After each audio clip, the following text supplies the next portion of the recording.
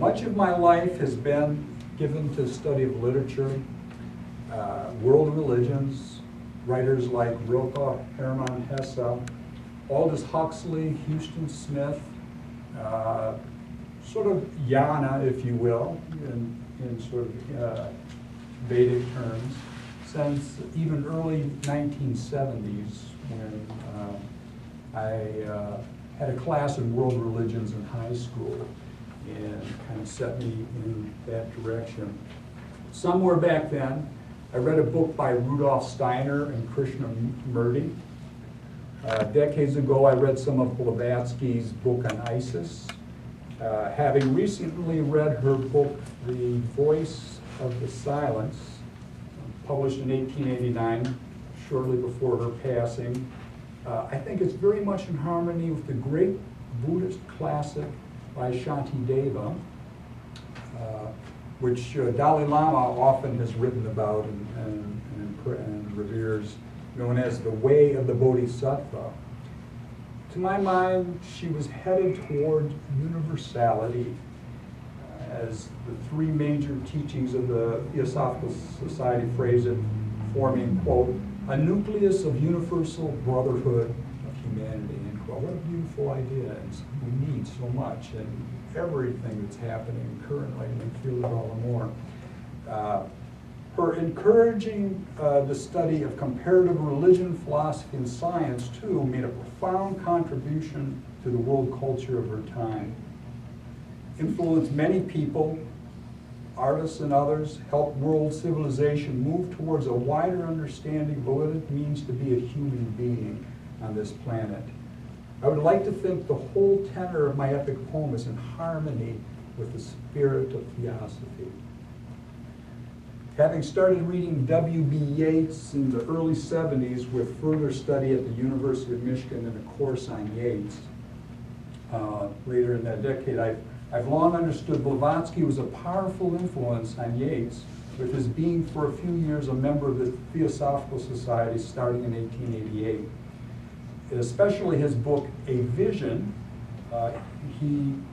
what he called Metaphors for Poetry in the Last Act of Defense Against the Chaos of the World. Of course, Yeats had somewhat of a conflicted relationship with it all, but nevertheless, Blavatsky definitely influenced him in that book and otherwise, however one might view it. I've had other serious contacts with theosophy in the past too, with George Russell, an Irish poet going way back to the early 70s when I was young too, known as A.E., was his literary tag, and so on, otherwise. I can now see that Blavatsky was also responding to the increasing secularization and materialism of the 19th century and modern life, all of which obviously has continued since her death. As a young poet, I very early became aware of the modern crisis and felt that the dominant nihilism was out of harmony with the best of all of the traditional forms of transcendence and my own experience of life. To modernity's obsession with Freud, I'd say Carl Jung. To Karl Marx and neoliberalism, the British historian Arnold Toynbee, whose many works study the rise and fall of more than 24 major world civilizations, including the crucial role of human consciousness and spirituality in creating order, social stability, basically a gentle sort of universal Vedanta and mysticism is where Arnold Toynbee's coming from, if you never read anything by him, and so on. Quantum physics and other disciplines of science have now made it possible to see that modernity has created a very narrow conception of human existence, what Houston Smith called a tunnel, that is out of harmony with the 200,000-year history of Homo sapiens on this planet. Across the board, in all areas of life, as the poet Czesław Miłosz wrote, modernity has devalued the vertical and replaced it with the horizontal. And so I said to myself decades ago, back in the 70s.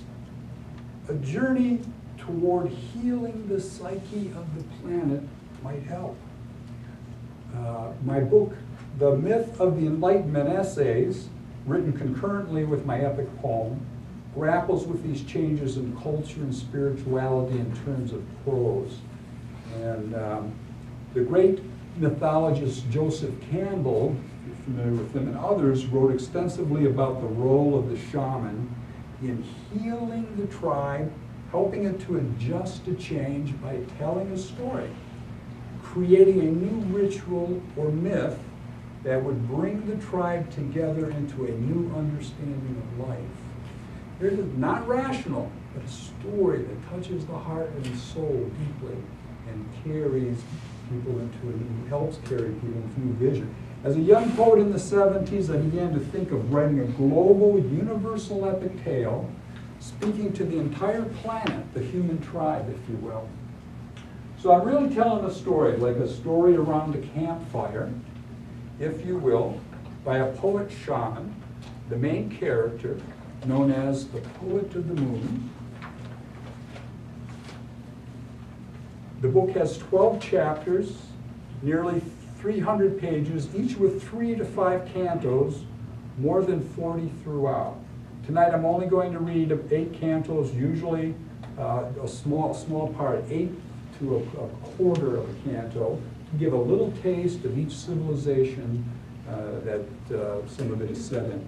To suggest the scope of the book, from Blombos Caves, discovered in South Africa in the 90s, and turned out they're able to date it way back to 170,000 years. Just an astonishing discovery and artifacts there. Also set in Australia, India, Cambodia, Burma, Tibet, China, Japan, Africa, France, England, Russia, Middle East, Central and South America. I got to read the list because even though I wrote it, I forgot to leave something out. If the old exclusivisms evolved into the exclusivism of the Enlightenment, from the moon together we can see universality. To resolve the great crises that confront humanity around the globe, we must understand them not only with our minds, but our hearts, in the deepest spiritual center of the psyche, the wellspring of imagination and action. To the extent that the myth of the Enlightenment has become what Matthew Fox has called a superstition, it is preventing humanity from understanding the perennial spiritual dimensions of its own nature as a species, our common brotherhood, as Blavatsky and all spiritual traditions have taught. It must be outgrown and swept away everywhere around us, even for generations. Those with eyes have seen how flawed and fractured it really is. In 1977, I took a theater course in interpretive reading of poetry, learning that the Greek rhapsodes would travel throughout ancient Greece, the city-states, reciting Homer. Before long, the idea of writing an epic poem became compelling, and the dream of one day reviving the art of the rhapsode as well. Sometimes described as shamans devoted to Apollo and Hermes, and Hermes, of course, that all comes into the Hermetic tradition and arguably influences the whole esoteric tradition too. Their role was part of the spirituality of the Greek tribes, if you will. Reciting Homer during a 3-day festival even was a spiritual rite, not just a literary activity. So 30 years in the making, the writing of an epic tale behind me, I often feel that I've entered the second stage of the odyssey of my life, performing an epic poem for humanity. And I've read it more than 25 times now for different people. And how to reach humanity.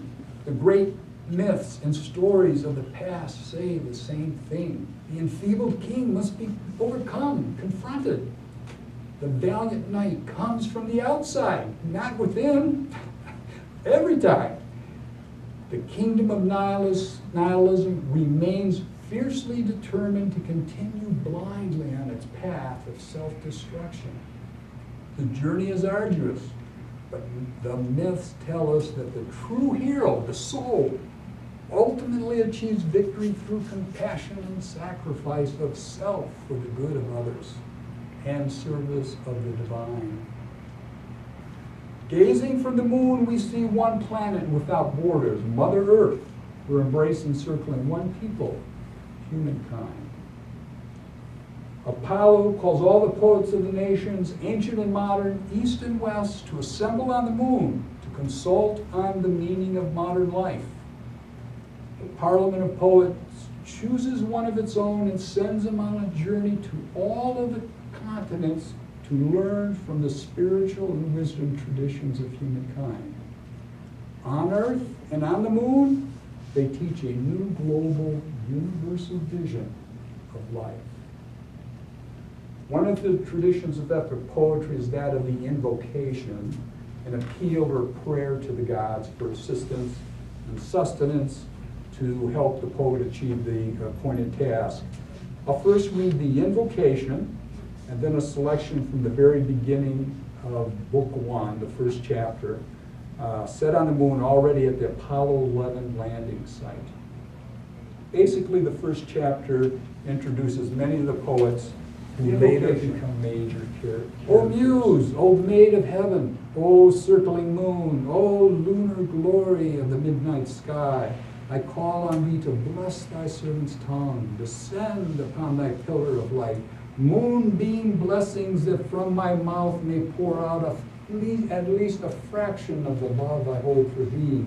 Sweet blessings for service to God's creation and his creative word, the Bible's thundering verses, Brahma of the Upanishads, Allah the compassionate, Buddha's meditative mystery, Confucius and the Tao. O great spirit of the many peoples and the tribes, if I have ever sacrificed for thee long years drinking water from a wooden bowl, hear my appeal and inspire me to sing the tale supernal upon the moon, the parliament of poets, assemblage of thy devoted ones. God intoxicated, survey the cosmos and the centuries. Oh, guide us, divine light, in consultation, that I might draw back the curtain of time, explore the many mansions of thy kingdom, east and west meet in thy shining grace, acknowledge all factions and antinomies, ephemera of passing light into night. The lunar globe, raise our gaze from earth, grant us perspective to view anew our plight, our fate upon this blue-green globe, this spinning ball of pain and joy, so that we may find the path to peace. O great being of the eternal universe, near and far, immanent and transcendent, nature's finest glory and beyond, wrap us in the endless cosmos. Beginning of Book 1, on the moon. The poet of the moon speaking. In the mid part of the moon I stood, in the midst of the Sea of Tranquility, looking around me from rim to curving rim, the brilliant moonscape against the blackest black of space, stark blackness, polarities of light and night, where a human footstep marked a giant leap forward in lunar dust for all mankind.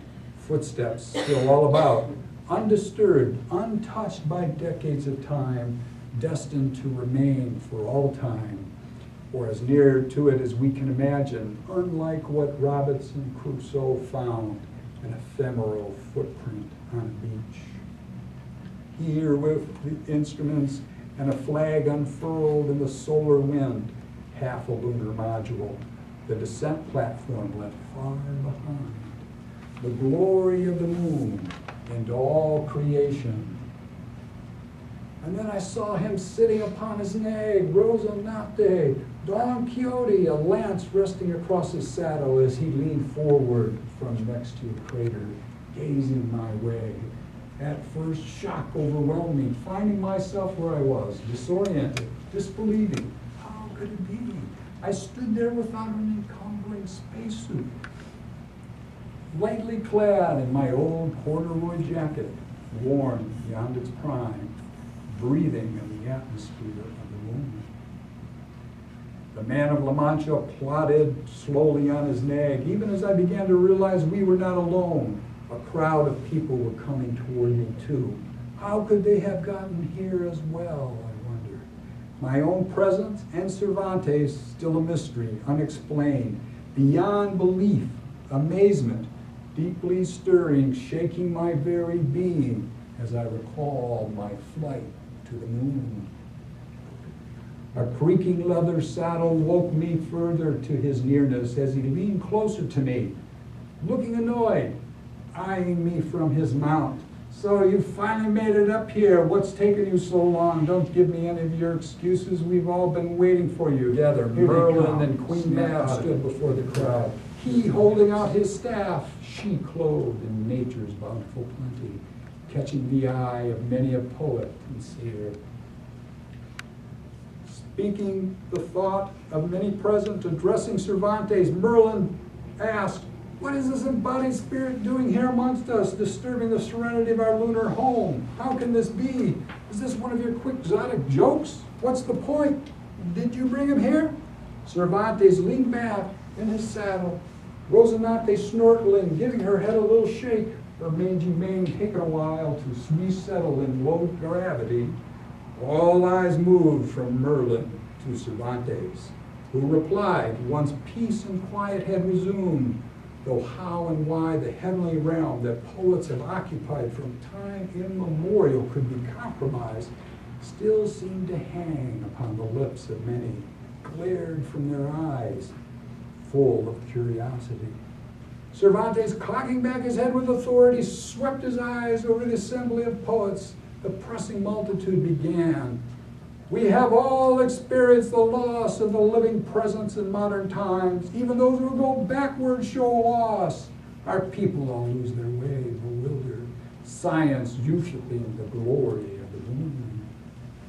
Just look around at all the trash the astronauts and scientists left behind, scattered about the beauty of this plain. All man's science and technology cannot understand the moon, mighty symbol of eons, visible sign, uplifting men's eyes to the heavens. You all know I speak the truth. Many of our people, and even some of us, cling to nostalgia. But it is not the same as that deep experience of the divine." Lifting his lance into the air, waving it about, Rosinante leaping apace, raising her forelegs, Cervantes exclaimed, "Obeying Lord Apollo, I challenge you. I call here a parliament of poets." On the moon, with Black Elk and Chief Seattle. A great war cry went up, drums, tom, tom, the deep bass sound of tightly stretched hide, chanting of many braves, pounding of hearts. Clearing a space, poets made room for a young Lakota Indian brave, strong and virile, raising a hoop before him, dancing the hoop dance of his people, the hoop dance of all the peoples of Mother Earth, far above, while all stood round, the poets and seers, shamans and singers, griots and troubadours, bards and rhapsodes, watching him pounding moon dust, mesmerized, for he danced in another world. The world is a whir of the moon. Behind him all could see the hoop of the earth, beyond the hoop of the moon. Within the hoop of the moon's own hoop, the hoop of our rotating solar system, the hoop of the spiraling Milky Way, the hoops of the innumerable galaxies, the hoop of the endless universe.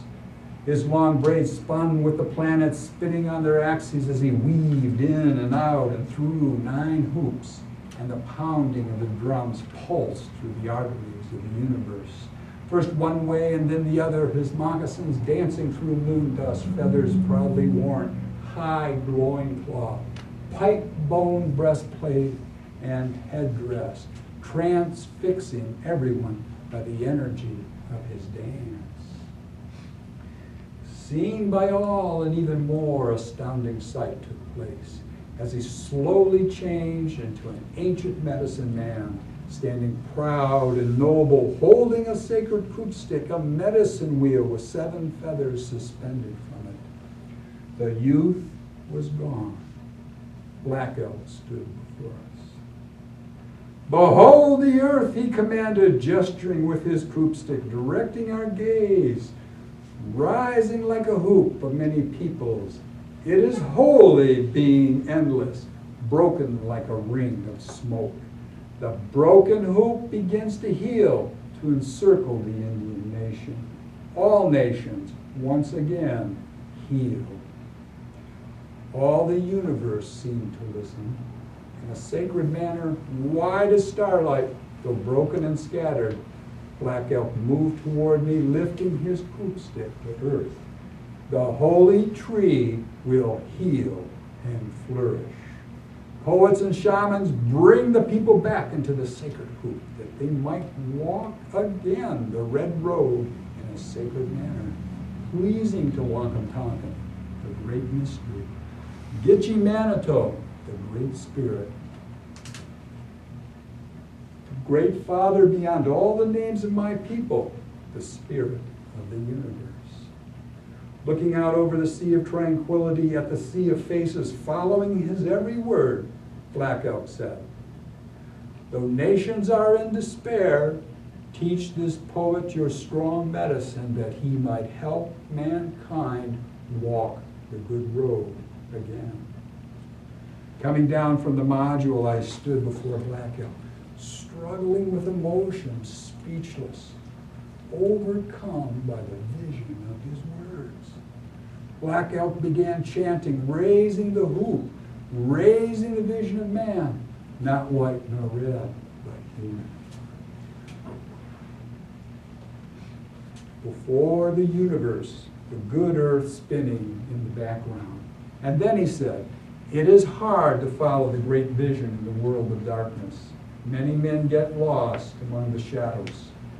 Turning around to all the poets on all sides, Black Elk said, we must be the pathfinders for this poet, guide him through the forest of memory on the right path.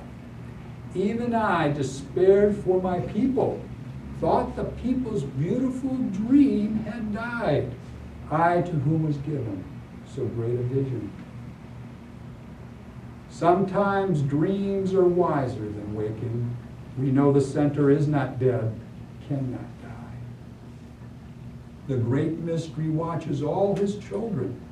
Help this poet tend the sacred tree, bloom again at the center of the hoop.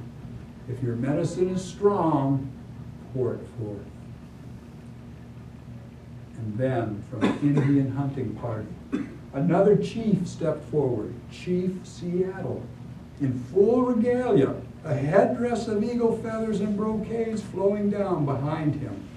Standing next to Black Elk, Chief Seattle said, gazing at our planet, every part of Earth is sacred to our people.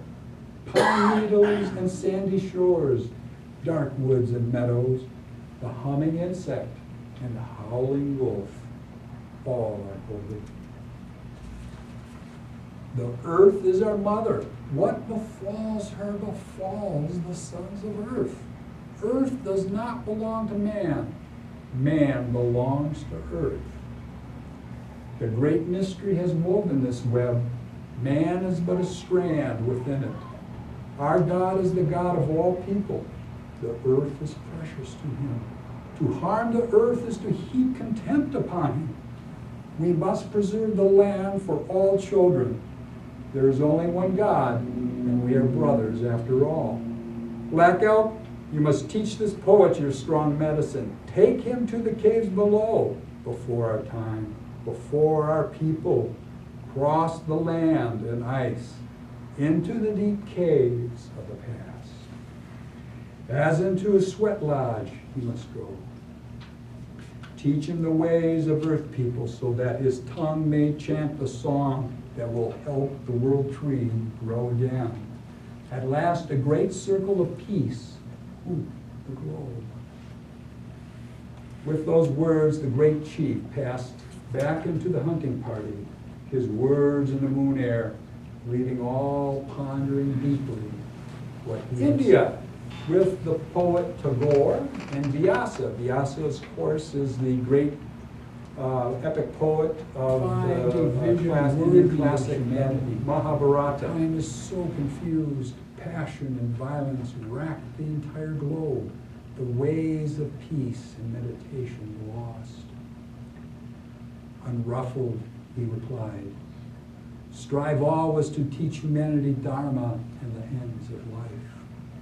Time flows like a river, but the body cannot remain steady like a boat. The soul is a traveler that is forever in search of its far shore, its goal and aim. I know that is why Tagore has brought you, O poet of the moon, to my ashram. To cry over the failings of life is not the aim. Rid yourself of all attachment. It is good that man does not know the future. What is fated will happen as it should. Pre-knowledge can be a cause of sorrow. You are unable to watch what I have seen. Do not blame your fate for the turn of events. Man is responsible for what happens. Fate means only that God knows what will happen, but he never interferes in human affairs.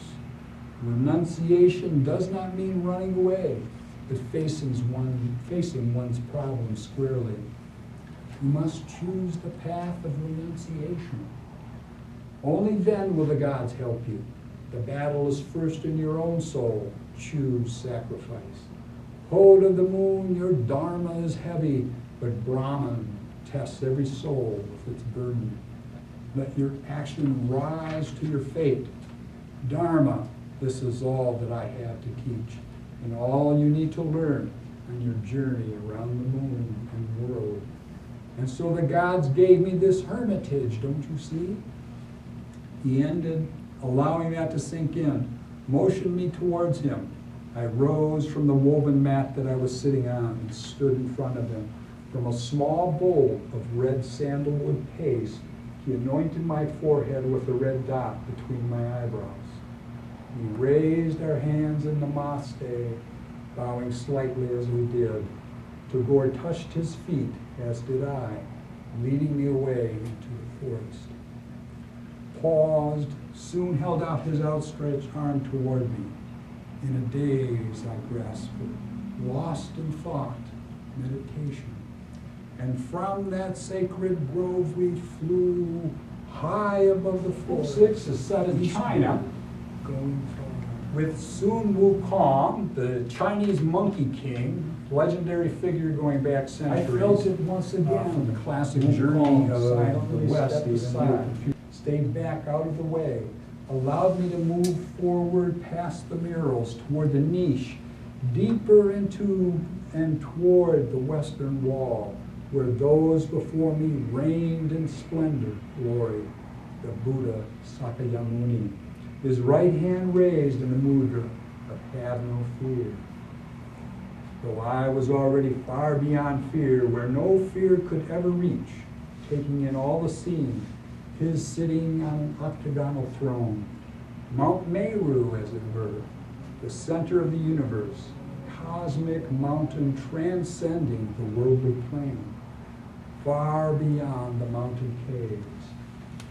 Encircled with a nimbus of spiritual fire, his glowing nature made manifest, he sat in lotus position, head erect and calm, peace and nobility emanating.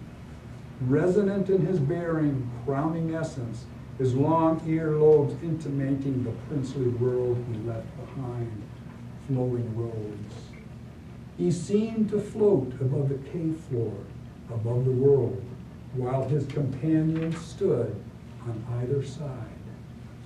To the left, flanked by Ananda upon a lotus in humility, service his garland in ceaseless sacrifice, tending to all, remembering all the Buddha's sermons. Thus I heard it said, Ananda passed down the Buddha's words to the generations, flowing out and around the world and through the worlds, his hands held together in front of him, ready to serve, selflessness was stationed. To the right, flanked by Mahakajapa, an old monk, mendicant, a little gaunt. Peace, to and surrender, service and protection his boon, perhaps smiling faintly. Buddha's flower sermon lingering in his mind.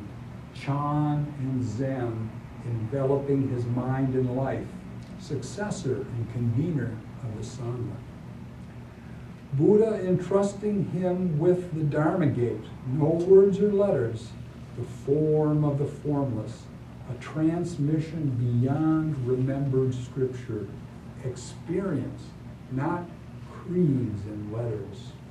So Kashyapa stood and meditated next to Sakyamuni, right hand to raise and have no fear. Bodhidharma, his successor, the lotus poet, passing to all lands, in the old capital of the Tang Dynasty, Chang'an, with the poet of the moon. And speaking. Behind me, a voice in the early evening. So you are the traveler from the moon. And I thought I had traveled long and far. I turned to find an elderly gentleman deftly bowing in a simple scholar's robe and hat, thin and with a beard of gray, his arms folded in his sleeves. I knew in an instant from the moon he was Du Fu, China's greatest poet. From Tang to Tang, Wu Kong had brought me.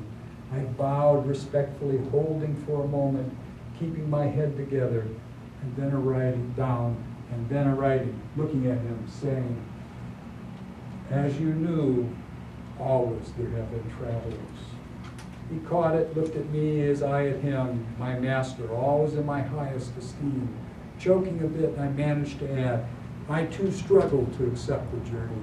If you would guide me further on the way, I would be most grateful, almost in tears. Flowers fragrant in that garden around us. Come, he gestured, leading me through the courtyard and up some steps, a threshold, doorways, and we were there. At the entrance of the big wild goose pagoda, the temple of kindness and mercy. Quietly we climbed the many stairs, echoing steps around us as we ascended. At the top of the pagoda, we walked into a small room, open, with arched curved ceilings, bays out to each window, facing the directions of the compass. In my time, this was the top of the sky. Nothing now for Xi'an. Western towers rising everywhere with a reserved smile. He stepped to the eastern window, looked out, and said to me, every time has its duty. One feels care and worry for it. I was driven by the troublesome times. How to advise and guide the emperor was all my thought, loyalty and duty. Humane thought and action through my poems in the end. Retirement from the world, I had to put it off. Abbot Zan understood. This tower shows the power of the Buddha. Intricate the weavings of this world. We seek to understand, penetrate depths. All one can say is, why should I lament? The weapons of my day were nothing. Chang'an thought it had an impregnable defense. All was swept away. A few pagodas, our office is like that of a monk. But we poets cannot get free of the yoke. And so I left this place, as you too must. Look, wild geese streaming from the east. A sadness in his voice. On to South America, a place that suits with not the quite poet Neruda at Machu Picchu in the high Andean mountains. At last we stood before the primal shape of the Intihuatana. Its granite hewn to cast a shadow marking time, block rising out of block from the natural stone. I gazed down the main plaza to my right and thought of all the people that milled about here long ago, and now we modern tourists looking for something come to gawk and admire, taking pictures to talk about back home. We've been there. What does this place mean to us? What do we come looking for? What do we ask? Ask of ourselves. And I felt sad, deeply sad. Sad for all the loss and tragedy, romanticism, the emptiness of our time, modernity so-called, our God's loss for tawdry rights and substitutes, a human vision sacrificed, like poor little Incan Juanita, a mere child, stuffed into a frozen hole on a mountain for meaningless Incan right, for a cruel and merciless way of life, seeking reassurance from the elements, misunderstood, misconceived by the priests. What kind of ghastly creatures are we? And in my heart a prayer arose standing on the Intihuatana. Pachamama, Mother Earth, oh help us now, we human beings so lost upon this spinning globe, poisoned everywhere with sludge and chemicals, in Bhopal, Niagata, Love Canal, the Tiruvalasi River, everywhere around the world beyond recounting. With Whitman, I saw the great Pacific garbage patch, a vast region of ocean, a floating dump of plastic trash and debris, killing your creatures on land and sea. All the wayward peoples in danger now, with all the world warming, glaciers melting. Protect us, guide us with your sustaining care. Hold us, a babe, upon your nurturing arm. Feed us at your sweet breast. Bring us through tumultuous times to peace. Hitch again the glory of the sun and moon to earth. Even as here at this hitching post, cover all creation with their radiance. Worst of all, nuclear radiation, cesium, iodine, strontium, tellurium, endless plutonium and uranium, 3 Mile Island, Chernobyl, Fukushima, gyres and gyres, oceanic gyres, widening down the centuries of genes and birth defects. How shall we hear the sobs of the innocent? How shall we protect them from ourselves, from the toxic garbage we ourselves have become? Oh, Mother Earth, like the Pleiades lost in daylight, with Orion pursuing, guide us to the temple of the moon. Help us find it around here somewhere too. Guiding, reflected light of Viracocha, spirit of human longing, raise our sight. The lonely in the valleys on either side, the mountains, once gods, endured serenely. High above the eagles and the condors circled, the air was the freshest I've ever breathed.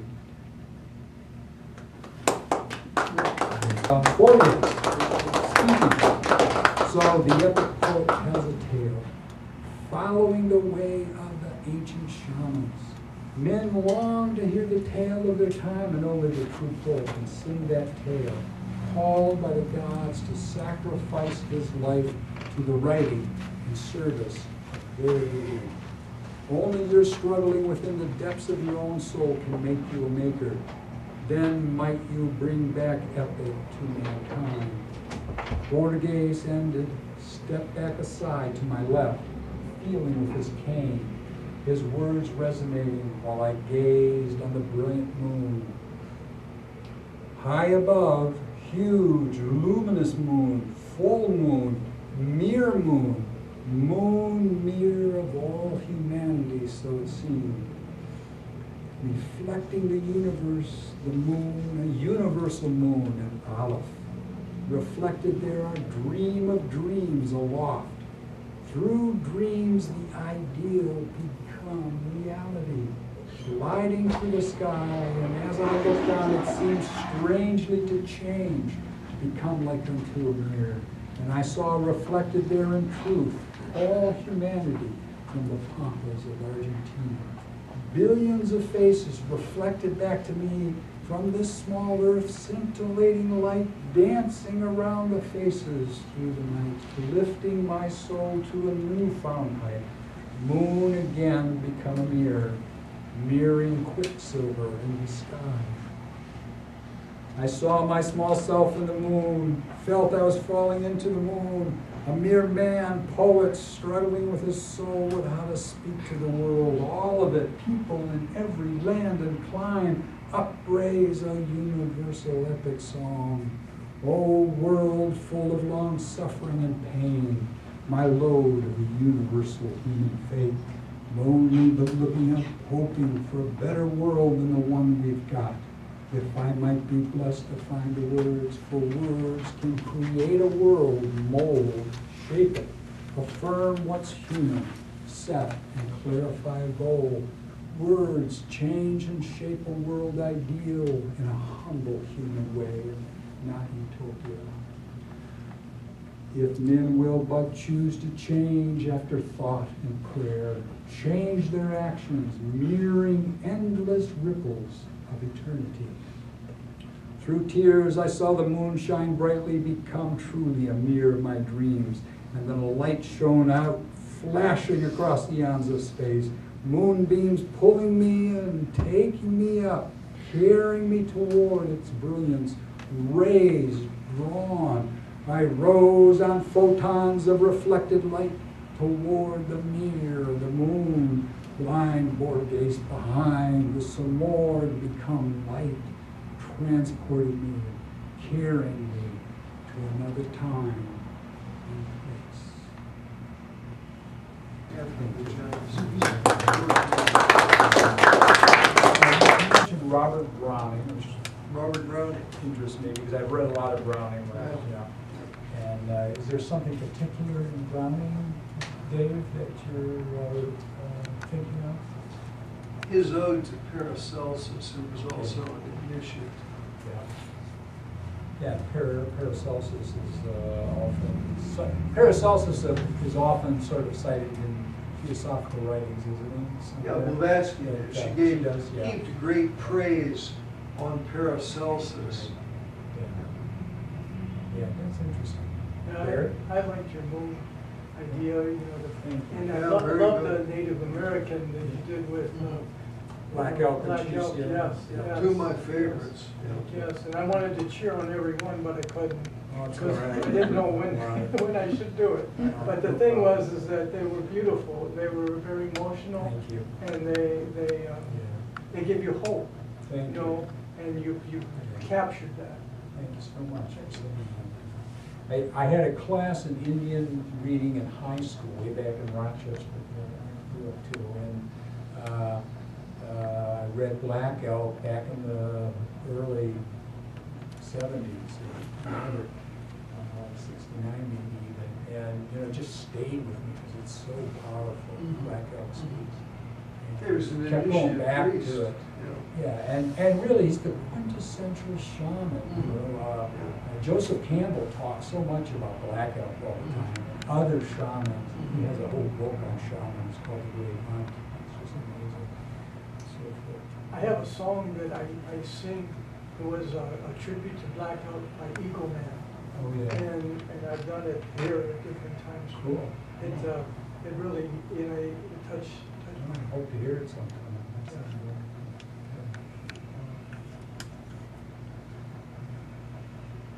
good. Okay, well, thank you for. Well, you spent some time out on the Indian reservation. I taught for 2 years on the Colorado River Indian Reservation on the border of Arizona and California, way out in the boondocks, in Nowhereville.